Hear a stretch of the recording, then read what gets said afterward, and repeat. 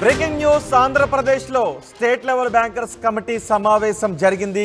ఈ సమావేశంలో కీలక నిర్ణయాలు తీసుకున్నారు. చంద్రబాబు అధ్యక్షతన సమావేశం జరిగింది.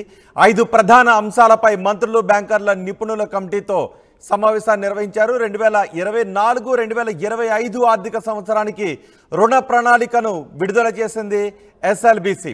5,40,000 కోట్లతో రుణ ప్రణాళికను విడుదల చేశారు. ఈ మొత్తం వివరాలను మా ప్రతినిధి రాజేష్ అందిస్తారు. రాజేష్, ఎస్ఎల్బిసి సమావేశంలో ఎటువంటి నిర్ణయాలు తీసుకున్నారు? 227వ SLBC state level bankers committee సమావేశం ఈరోజు సచివాలయంలో ముఖ్యమంత్రి అధ్యక్షతన జరిగింది. మంత్రులు ఆర్థిక శాఖ మంత్రి పయ్యావుల కేశవ్తో పాటు ఇతర రెవెన్యూ శాఖ మంత్రి అనగాని సత్యప్రసాద్, వ్యవసాయ శాఖ మంత్రి అచ్చెన్నాయుడుతో పాటు సిఎస్ నీరబ్ కుమార్ ప్రసాద్, ఇతర శాఖల అధికారులతో పాటు బ్యాంకర్స్ కూడా ఈ సమావేశానికి హాజరై ముఖ్యంగా ఈ సంవత్సరానికి సంబంధించి 2024-25 సంవత్సరం సంబంధించి రుణ ప్రణాళికకు సంబంధించిన విడుదల చేశారు.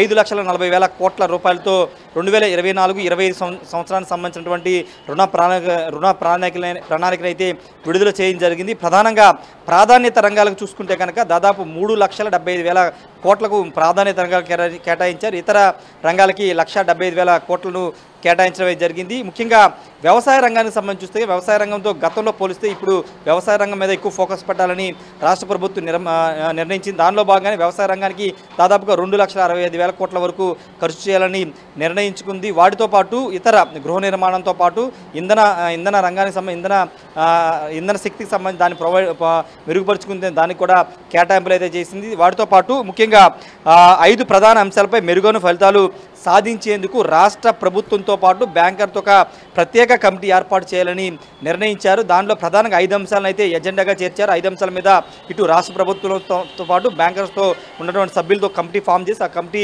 ఎప్పటికప్పుడు సమావేశమై దీనిపై నిర్ణయం తీసుకుంటారు. దాంట్లో ప్రధానంగా మొదటి అంశాన్ని చూస్తే వ్యవసాయంలో సాగు ఖర్చులు తగ్గించడంతో పాటు కౌలు రైతులకు పంట రుణాలు త్వరగా అందించేలాగా నిర్ణయాలు తీసుకోవడంతో పాటు పంట బీమాలకు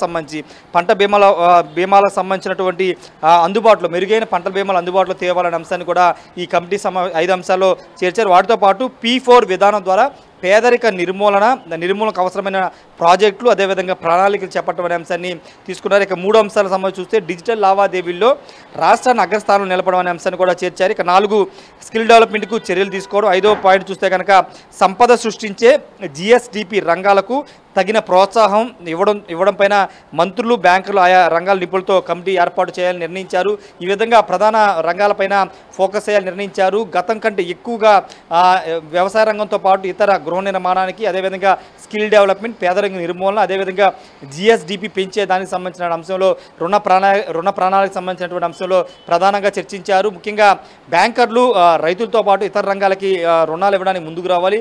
తద్వారా ఆదాయం కూడా జనరేట్ అవుతుందని కూడా ముఖ్యమంత్రి సమావేశంలో చెప్పారు. ఈ సంవత్సరానికి అయితే గత ఏడాది అంటే 2023-24 కంటే కొంత ఎక్కువ 15% అధికంగానే రుణ ప్రణాళిక సిద్ధం చేశారు. ఖచ్చితంగా అన్ని రంగాలకి సమానంగా ఈ రుణ ప్రణాళిక అనేది చేరాల్సిన అవసరం ఉంది. అంటే వ్యవసాయ రంగం అనేది ఎక్కువగా రుణాలు పొందుతూ ఉంటారు కాబట్టి ఆ రంగానికి ఎక్కువ రుణ ప్రణాళిక సిద్ధమైతే చేశారు.